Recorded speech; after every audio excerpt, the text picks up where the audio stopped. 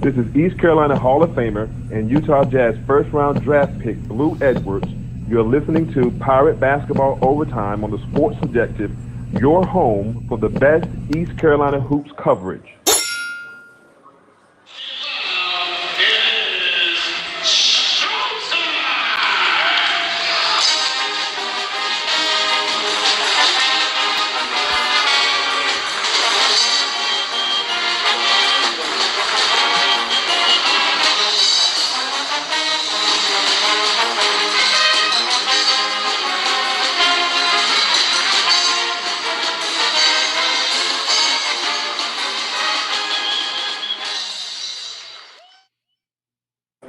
Welcome into the Sports Objective. You're watching Pirate Basketball Overtime on Facebook Live, YouTube, and Twitter. Unfortunately, it was a historically bad night for East Carolina as they went down to Houston and fell to the 10th-ranked Cougars 79-36. And right now, before we dive any deeper to what was a disastrous night, I'd like to welcome in East Carolina basketball alum who was at the game, James Legan. James, we appreciate your time this evening. I appreciate you having me back on, man. It's a pleasure. Absolutely.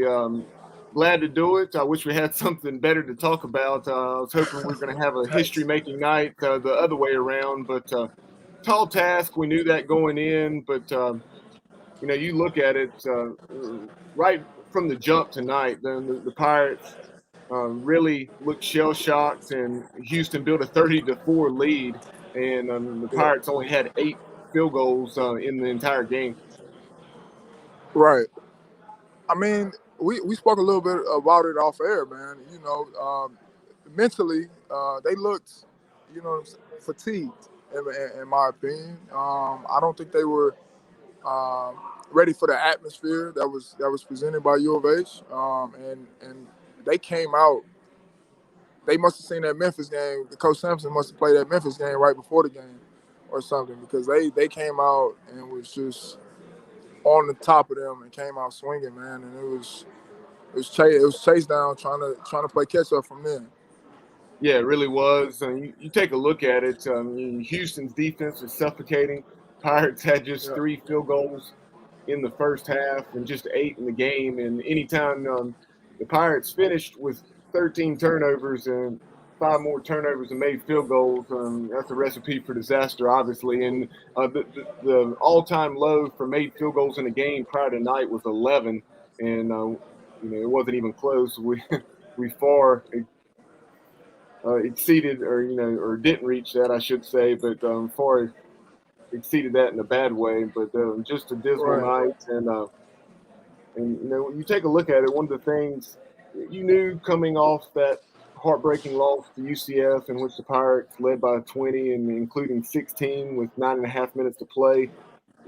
Very interested to see how the Pirates would respond without Brandon Suggs on the road against a top 10 team. Right. And unfortunately, not very well. And there's been so much improvement for this team. I mean, you look at it. Up to this point in the season, this is the first game, James, that East Carolina has not had a chance to win in the final 4 minutes of the game. So people have to keep that in perspective. I know. Absolutely. Seeing a loss like tonight, we got beat by 43. Here we go again. Same old, same old. This is East Carolina basketball, and you think it's going to snowball, but and I'm sure a lot of fans will do that, and there'll be the fans that will stick with the Pirates through thick and thin. Oh, yeah, for sure, man.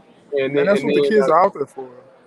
Absolutely. And the biggest thing is just how will the team respond, and we'll find out on Thursday night out at Memphis, because Memphis, after the way we beat them, coming back from down 19, Kenny Hardaway and the Tigers are going to be ready for us on Thursday at the FedEx Forum. Absolutely, but that's another chance for these guys to redeem themselves. They had a poor showing tonight, and look, Memphis they're no slouch, man. Regardless if they're ranked, if they're old Memphis or old, this new Memphis, still doesn't matter. It's still Memphis Tigers basketball, and if they could go out and get off to a good start against Memphis, I think they will redeem themselves, or at least play basketball the way they've been playing throughout the season, besides tonight. So I I like the team, man. Like I said, just being there at the game, I think the atmosphere played a part and the start. You know, if you make a couple of those shots that we missed at the beginning, I feel like it's a different game at the half. You know, and they're not packing it up at halftime because that's like being down 30, man, at half is kind of, what do you go in and as a captain of the team or as a coach of the team, what do you go in and tell your guys, man? To be on the receiving end of that, man, you really have to just try to stick to your principles and try to build for that next outing, which is the Memphis Tigers. So hopefully the coaches got that across to the guys, and hopefully the leadership group and whoever's on that can pull the guys together and they can get across the line against Memphis.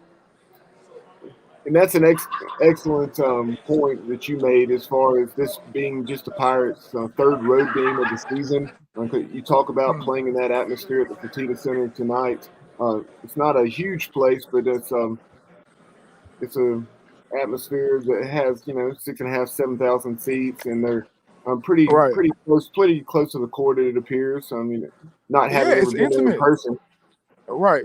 Very intimate setting. The crowd is right there on top of you. You pretty much hear them courtside and all that stuff. So as opposed to Minji's, you got the broadcast booth and all that stuff in between the seat, like in between the people. These people are right here on the sidelines, almost on the court. So it's sort of like it's like an NBA feel. It feels like, man, or it looks like rather. So I think, like with those guys in there yelling and screaming, man, they were packed in there, and like I told you, man, I sat next to some rowdy ones, and look, they was letting me have it, having my ECU Letterman on and all. So, but it is what it is, man. I'm here with the guys, regardless if they're getting spanked or they.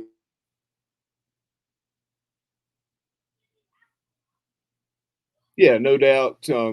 James, if you can hear me, we're having some technical difficulties. I think I got you back now. Can you hear me? Yes, sir. Okay. I got you. Lost Sorry you for that last 5 or 10 seconds.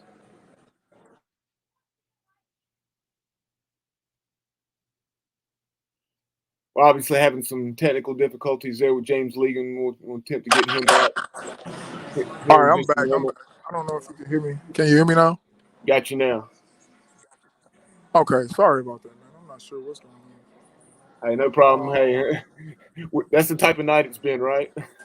Tough night. Exactly, man. Tough night for Pirates, James. 1 out of 19 from 3, 8 out of 50 from the floor. It's been a 16% kind of night. Right. Look, and I don't think you got to give U of A some credit, man. Coach Sampson has he's done a job with this program, man, down here, and I think like they gonna have some big time athletes, and they really do sit down on the defensive end, man. They get after it. So I think this will be a great learning curve for the guys. And this is really the epitome of, if you want to make it to the tournament or even have a sniff at it, a crack at it, man, you have to be up to par with teams like this, because the mid-major days for University of Houston is no longer here. They're a high major team. Oh yeah, that was a high major program that they played tonight. So, and if they're gonna have to gauge themselves off of that, they have to go back to the drawing board and make things happen, man. Change a few things. And like I said, if a few of those shots go in at the beginning of the game, man, it's a different game at the half. If we don't start down 10-0, I think it's probably a different game at the half. Yeah. Once the snowball, gets rolling downhill on the road, it's tough to overcome for sure. But you talk about the job Kelvin Sampson's done there at U of H. Last year, Final Four.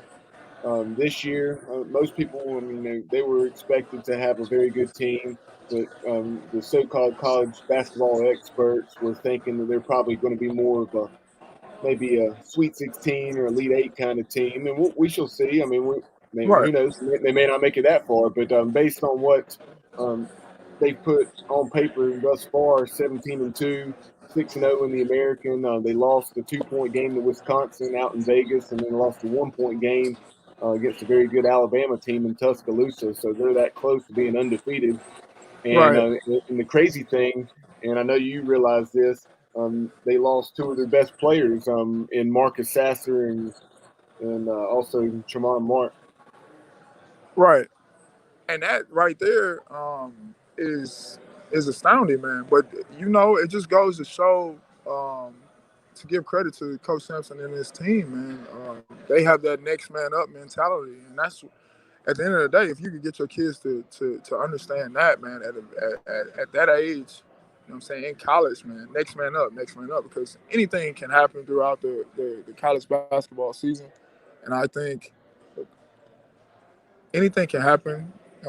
And these guys were ready to go with or without them. So, and it was, it's impressive. It's actually impressive, man, because you got to get your guys to buy in full stop, from your best player to your last player on your bench. And if anybody is in the mix of it and not buying into that next man up mentality, it kind of throws off the flow. But these guys look like they already know, So it was good to see, man.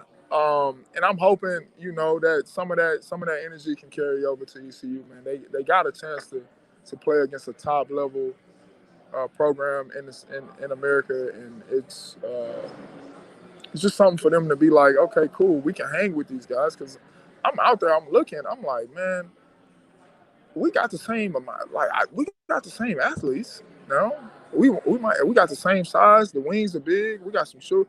Like, if they was just out there throwing up some crazy shots, then okay, cool. Some of those shots needed to drop, and I think, like I said, we were speaking off the air, a little mentally drained, probably overwhelmed with everything that's going on, beating Memphis and then having that UCF game fall, and then coming in tonight and then having that just roller coaster of emotions at that young age. It's kind of hard to tackle. So I think they'll be way better for this, and they will learn from this. I'm almost positive. Yeah, while we're on that topic of bouncing back, you've already addressed this to some degree. Just talk about it from a psychological standpoint. Obviously, you played your 2 seasons with the Pirates for Coach Mac McCarthy.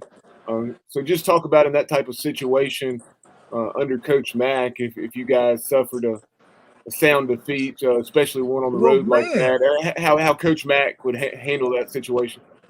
So with us, man, I remember this vividly. We started the season off, I think 8-1, maybe 9-1. I think our only loss was probably George Mason. But prior to that, we had beat UNCW at UNCW. We beat Campbell, a few other schools around North Carolina, and had a good win against VCU. With Eric Maynor and Larry Sanders, who both went to the NBA, had those wins, and we was flying high at the beginning of the season. Man, we went and played. We played 8th ranked Wake Forest. We played Clemson, who was ranked as well, and then we played NC State. So we went on a 3-game ACC trip, and when I tell you that we wasn't the same players. Well, some of us was, like me, confidence-wise, I wasn't the same. I had a great game against Clemson, but Wake Forest was a bad game for me, and so was NC State. So that same confidence I had before those 3 games, before that 3 ACC games, was like I was walking around with my chest poked out, and had that confidence oozing. And it oozed to my teammates and stuff like that. I'm a very lead by example guy. So when I lost my confidence, I feel like being one of those top guys, one of the best players on the team at the time, it kind of, whether it's going good or it's going bad, man, it's going to always get to your teammates. You know what I'm saying? They see your energy, they see your body language and stuff like that, man. So I can attest to it, and because I've been there, done that, and it's hard, man. And right now, these guys need the coaches in their ear, or even like a big brother at of the team, even if it's like one of the student coaches or whatever the case may be. Need the guys to get together and just realize that, hey, look, y'all had a bad outing, and you have a chance to redeem yourself later on. Like that's the beautiful thing about basketball, man. You can lace them up and play in a few more days, you know what I'm saying, and be able to get some stress off, redeem yourself, whatever the case may be. So I think if we had that at the time, because for me, coming from junior college, I was the big brother automatically, but I was coming from junior college, and I'm in a Division I program where we playing big time ACC. We played Jeff Teague and Ish Smith and all these guys that was on that team of Wake Forest, and then we go to Clemson and had all these NBA guys or whatever that went on to play. So it's just, if I had that big brother over my shoulder to tell me, hey, you're going to be good, bro. Just put this behind you. You're going to be okay. Let's move on. Let's stay in the lab. Get back in the gym. Those same shots that you missed or whatever the case may be, it's not going to be the case. We're going to make sure that's not the case this next time around, because it's going to happen again. They're going to have an opportunity to play another big time program. So they just got to be able to be ready to step up to the plate, so to speak. And compete, man. Compete at a high level. And you talk about playing a big time program that happens Thursday night against Memphis. Memphis has struggled. Their struggles have been well documented, and I know you probably on social media saw the outburst that Penny Hardaway had recently when some reporters were asking what, in his estimation, I didn't hear what the questions were, but in his opinion, they were stupid questions. We'll leave it at that. and he was taken up for himself and his team, and talked about how injury plagued they've been, but they've been giving it their all. So it's going to be interesting because two teams that really need a win on Thursday night at the FedEx Forum. But I know you, during your Pirate career, you were right at 40% career shooter from three. And so here in the last, unfortunately, you didn't get to see a very good game tonight for Vance Jackson. But I know you're aware of. That's my shooter. Yes, sir. I know you're aware of what Vance has done. Last two games, James, he's only scored a combined 7 points. Prior to that, he had scored in double figures 8 consecutive games, including that 35-point, 8 3-pointer performance up at Cincinnati. So for me, and it sounds, it's gonna be like me speaking to my little brother, man. So if he's able to hear this later on or whatever the case may be, if you guys clip it up or whatever, man, this is me talking to little bro and just telling him, look, guys know what you like to do now. You're on the scouting report, regardless if you was there beforehand, before the season. Regardless, you gotta bring something new to the table so the defense can stay true, because they're gonna key in on what you like to do, and however you like to tie your shoelaces, man. These programs are gonna know. If you chew gum during the game, these programs are gonna know. Like, so that's the type of understanding that he has to have of what he's bringing to the table, and these coaches are not going to let that happen from this point on. If he having outbreaks like that, and again, like, if I could go back and say this stuff to my younger self, man, it'd be a different story, So I have to give him that game and that feedback and just let him know, man, you're a shooter. These guys are not going to let you be comfortable. They're going to make you do stuff that you probably don't want to do. So my advice is to get in the lab, get in the gym, and add a little bit more to your game, and continue to add over the years or whatever the case may be, and keep evolving as a player, man, during the season and even in the off season when that comes. So he has to be ready for that, and he has to understand that he's going to be a big time part of the opposing team scouting report. In addition to Vance Jackson, he didn't shoot the ball well from the floor tonight, but Tristan Newton led the Pirates with 14 points. Right. I like his game. 10 out of 12 from the line. Yeah, and he's a fellow Texas guy from way out in El Paso. Right. There's something in the water, man. So talk a little about Tristan, because even though he didn't have a great game tonight, he's averaging 18 points this season, and Man, I like his he's had a game, heck of man. a year. And look, just being in that atmosphere, being in that game, it's hard to be like to stick out on the losing team, you know. But he definitely stuck out to me tonight, and he's aggressive, you know. And one thing, you know, and it goes back to under 12s, layups and free throws, man.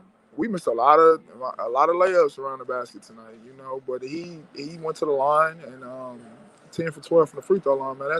That's pretty impressive, you know. If you could get there 6 to 8 times a game, that's great. But man, 10 to 12, that's big time, you know. So when everybody's back in the fold, man, I would like to see that sort of, I want to say big three, but it sort of is, take off a bit, man, and kind of work on a string with each other, you know. So I know they're still trying to have a feel for each other or whatnot, and it's tough having people in and out of the lineups and things. But I'm hoping that he can look at that game and be like, look, I know we lost, but hey, I was the bright spot in that game, and look, try to get the guys, and maybe he's the guy that's in the locker room, like, hey man, like we're gonna be fine. Let's lace them back up next soon and get right back to it, because he was the shining spot for us tonight. So, and that was good to see.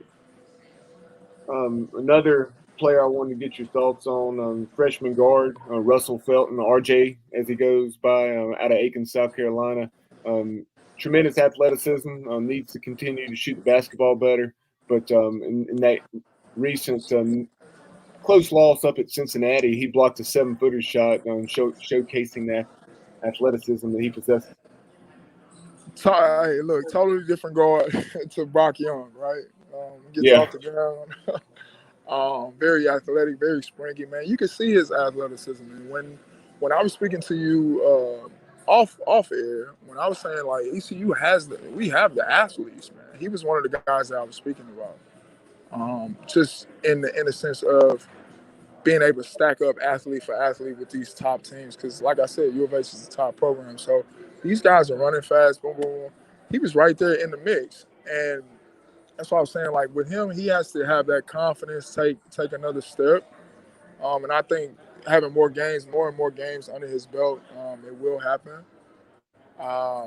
But he has a tremendous future, man. I think, and you know, getting this much court time as a freshman is great. It's great for his future. It's great for his confidence, you know. And yeah, I think he has a high potential, high ceiling, man. And it'll be interesting to see how he goes in these years to come.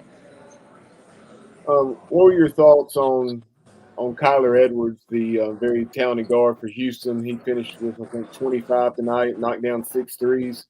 And also wanted to get your take on Josh Carlton, the UConn transfer. He's a guy that I know we discussed during the game, him being from Winterville, North Carolina, originally in South Central High School. But he's someone we really tried our best to land, and I think it kind of came down to us and U of H. And Right. can't blame him for choosing national title contender. Hey, look, and that's why the city of Houston is actually beautiful as well. So it's sort of like, you know, like I could blame him, but then I was like, okay, you know, this is where I'm from. So, but then I scratched my head because I didn't know he was a transfer. I thought he had originally just decided to, I'm gonna skip over Greenville and just come on down here to Houston. But knowing that he was a transfer, it's like, okay, cool, like that's okay. But if he got down to the point where he considered going back home, man, that's big. But some guys want to be able to be away from home, because, thinking back to my college decisions on when I was coming out of JUCO, I had a chance to come back home and play for Rice or whatever. I didn't want to. I wanted to leave Texas, so I get him. The other kid though, I like him, and it was another guy. I forget his number, man, and his name, but the guards for U of H, I've been a fan of. for a few years now, man, because I liked Quentin Grimes, and I kind of figured he was going to be league. I think his freshman year, man. He just had a league body, man. And when I was talking to you, like, you know what I'm saying, off the air, and just saying, like, man, these guys, they're here, man. They get high major athletes, and them two are no different, you know. And I think it's just going to show that, look, U of H is going to be around for some time, man. And I think, like I said previously, those days of them being a mid-major is done. I think they're going to be a high major, or considered a high major, until, when they get their national respect. If they continue to make these runs and deep into the NCAA tournament, man, it's no way that the national media or national TV can shun them from being a high major school, man, because Coach Sampson has definitely showed that he could get high-level recruits in, and those two guys are two of them. Yeah, Josh Carlton, I saw him play twice for UConn when they came to Minji's, and he had decent games, but he was not nearly as eye-popping as he was tonight. Right. He was much quicker, had 14 points and 9 rebounds tonight, so a rebound shy of a double-double. And as soon as I saw the camera zoom in on him, I just saw how much weight he had lost in his face alone. I guarantee you he had to have dropped at least 15 or 20 pounds, if not more. And really impressed with him. And he's really been on a tear here of late for the Cougars. Well, man, look, when you get in those programs, man, if you buy in, and Bubba, we speak about this, man, buying in is the number one key. You buy in, man, to what these coaches and stuff, and these nutritionists and these trainers, and if you buy in, man, these people are going to have you looking up to par and how you're supposed to do. It's up to you to go out there and perform, but they're going to have you doing what you need to do and having where you need to be, or having yourself ready to be who you need to be on the court. So this is, yeah, man. And when that Winterville NC came up, I'm like, hold on, man, Winterville. So that's when I text the group. I'm like, man, what's going on? But that's the thing. Once you get to be more competitive, and again, this is the first game this season that the Pirates have not been competitive. But once you stack a few winning seasons and maybe a postseason tournament berth or two, NIT or NCAA, then maybe some of those local guys that have been leaving forever start to stay home. Absolutely right. No, you're absolutely right, man. And I think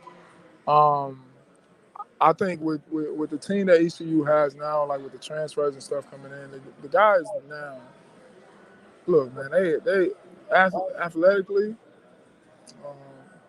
even some skill, like just even the athletic part, man, and the length of the team compared to when I was there, man, is night and day, you know. So I think the program is definitely on the uptick, and it's good to see, man. Like it's good to know that everything is happening in a positive manner up there, and hopefully it continues to go that way.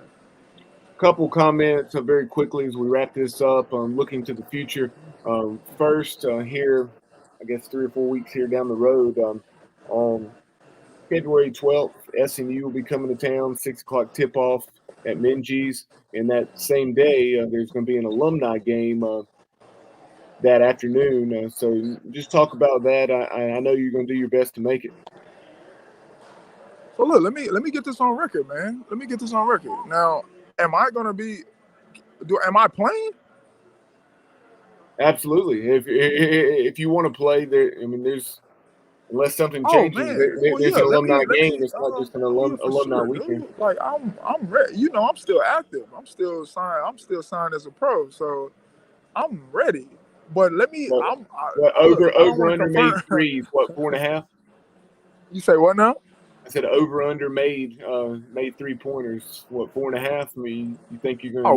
We over 4.5, man. We over 4.5, brother. Come on now, baby. Come on, man. I'm still a gunslinger now. Come on. Yeah. No, man, that's why I gotta come in and see you guys, man. I'm gonna sort that out. So leave that with me. I'm a RSVP and do that. And do what I need to do to get there, man. I'm actually looking forward. This is one of the few times that I'm able to actually do stuff like this, man, because I haven't been in the country these last 2 years. I mean, these Right. last 8 years previous to 2020.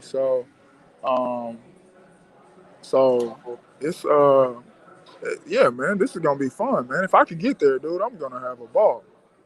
I know So Gabe Mikulas that played for Coach Bill Harrion from 2000 to 2004. He's planning on playing. He actually just hung up the sneakers here just a couple years ago. He played down in Argentina, okay, well, man, we gotta. his home Oh country. yeah, So I know that's what I need. That's the type of playing. energy I need to be around, man. So I ain't just running people over, man. We gonna have to line them up. He started to get back in the gym to get in some type of shape. He said he hasn't done a whole lot the last 2 years. Okay. Okay. Well, no, man. That's gonna be pretty cool, dude. I'm actually looking forward to that, man. So you'll have Leave that with me, man. I'm a definitely I'm gonna confirm with you first and RSVP with. I think you sent me the email, the information, so I'm gonna do that. Yeah, I did. I'm gonna make sure I make that, man. That'll be good fun.